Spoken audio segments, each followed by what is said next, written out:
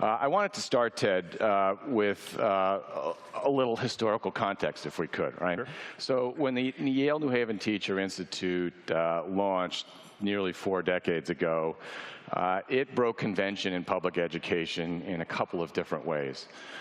One, it was committed and continues to be committed to the importance of content knowledge among teachers, as well as pedagogical knowledge, but to really stress the content side, which at the time didn't seem to be as much of a priority. Secondly, it has always been deeply committed to ensuring that all students be exposed to and have the benefits of a rigorous academic education in core subjects. To teach everybody to high standards has always been the Institute's intention. Has the zeitgeist in public education changed, or is the Institute still sort of on the cutting edge, if you will, of those ideas? So first, pleasure to be here, and thanks, Tom. Tom and I never get to talk except on formats like this, so and we're neighbors, so it's really bad. But thank you for the occasion to rejoin my friend Tom. I want to start where Tom started, thanking you all for being here. Thanks for inviting me. Thanks for engaging in this conversation about the institutes. And I think that it's absolutely clear that what's going on, not only at Yale, but now across the country, is at the heart of re-professionalizing teaching. And I think, Tom, to your point, I think that we're catching up with where Yale led us those decades ago. We're catching up not only to the idea that every child deserves an excellent teacher, but that every teacher deserves an excellent opportunity to develop professionally without leaving the classroom. And that's really at the core of what the Yale Institute has done, and now what the national model is promulgating across the country. And those two things, I think, are beginning to impact practice in school districts. We've heard and seen that in states. And I'll tell you, in the federal government, one of the things that we're happiest about is the program that we launched a year and a half ago now called Teach to Lead, with the National Board for Professional Teaching Standards, which is the leadership equivalent of the content knowledge for the institutes, really urging teachers, either individually or in collaboration, to identify areas where they want to see improvement in their school, in their district, in their state, and to get busy doing that work while they remain committed to their students in the classroom. The Yale New Haven Teacher Institute, with its focus on content knowledge, does seem to fall in the category of proven model, long track record, extraordinary testimonials this morning, lots of evidence behind it, its efficacy. Is there a place for language in either Title II that focuses attention on A, the importance of content knowledge for teachers, and B, opportunities to highlight programs like the Institute? You know, from time to time, we have conversations in which we sort of brainstorm about sort of big shifts, and there are a lot of states that have already decided, for instance, that you can't teach if you only have an undergraduate education major. You have to come to the project with a subject matter degree. We know a couple of those states. So there are big opportunities that we ought to talk about that at the state level. But I think, Tom, we really do feel that creating an open playing field for experimentation, but then doing a much better job than we have done highlighting the things that work. So I think the bully pulpit is an example of the kind of soft tools that we have that we need to use. Quite frankly, it's why I'm here, because we believe that what's happening in these institutes is very important, and you need to know that we're paying attention to it and that we're talking about it, and we think that this should be a model that indeed replicates across the country. What makes us happiest are the conversations that we have with teachers who say, finally, I get to get back to what I got into this profession to do, which is to develop challenging material for my students around a set of, a simple set, simple is wrong, a smaller set of high standards that don't specify on Tuesday I need to do standard B subset 7/15. Yeah, we didn't. None of us in education ever liked that. When I was in California, I, for a while, chaired the State Board of Education, and one of my colleagues on the board, when we were talking about implementing Common Core, said that what teachers were doing was akin to going into a restaurant and eating the menu instead of the food. And I think that that's approximately right. So now we get back to the food, and so the conversations that we're having with teachers about doing what you're doing in the institutes, taking really tough subjects, learning them really well, and then translating those into challenging parts of curriculum and formative assessments for students is it's just wonderful. Right. I mean, it does seem that the nation's colleges and universities being repositories of content knowledge would seemingly be an important resource, an especially important resource in the era of the Common Core state standards and the increasing national commitment to higher standards for all students more generally, right?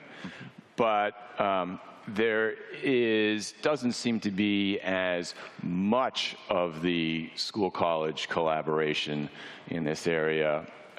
Certainly the Institutes is a shining example of what's possible, but there doesn't seem to be as much of it as there might be. It doesn't seem as if the public school system is availing itself, and the policymakers in public schooling are availing themselves as much as they might of this resource. But I don't mean by saying that to put the onus on the schools. It's a two-way relationship, as we've heard this morning. What's your take on this, and how we might be able to extend this good work? So it's a great question, and the presentations already this morning have been inspiring about how these collaborations build. And I think that there is consensus already that they need two things. They need to build from the ground up, but they need strong leadership at the top to make them work.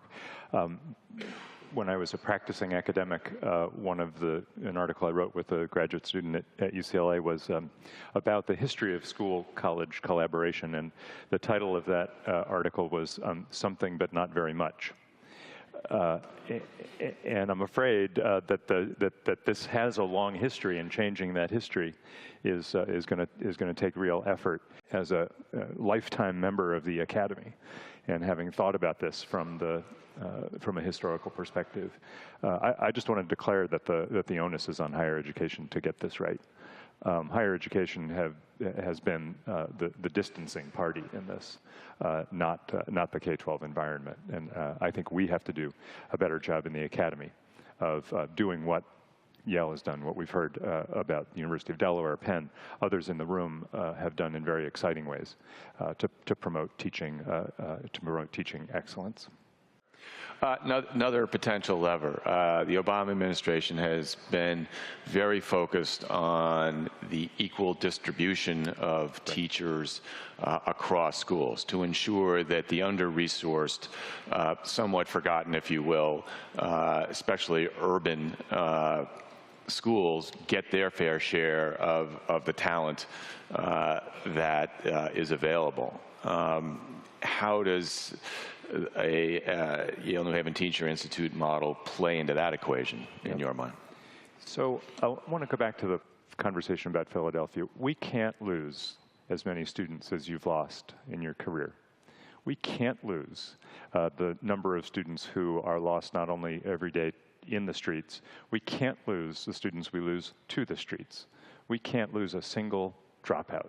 We can't lose a single student who is lost while they're in class because they're not getting the kind of teaching that they need and they deserve.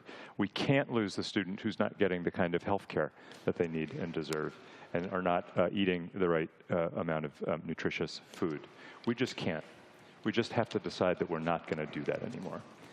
And what I really like about the re-professionalization of teaching, of which this is a part, is that it is encouraging teachers who are working in the toughest spots in America to stay there, to develop their craft and their knowledge, and to deliver that in unequivocally positive ways to their students.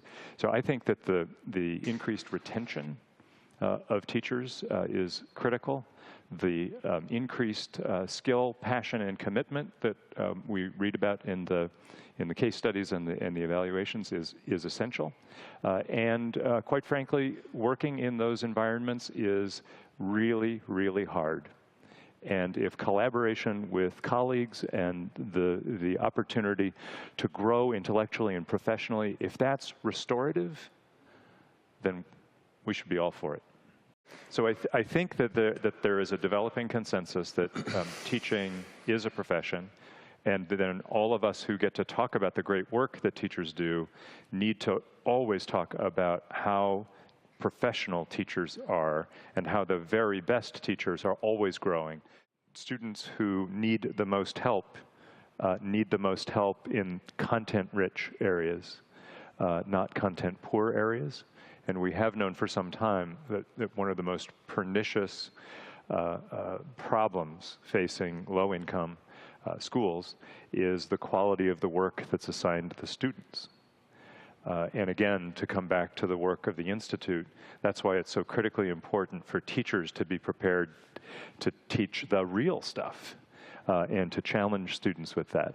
To just be really clear, the department has been focused on equity.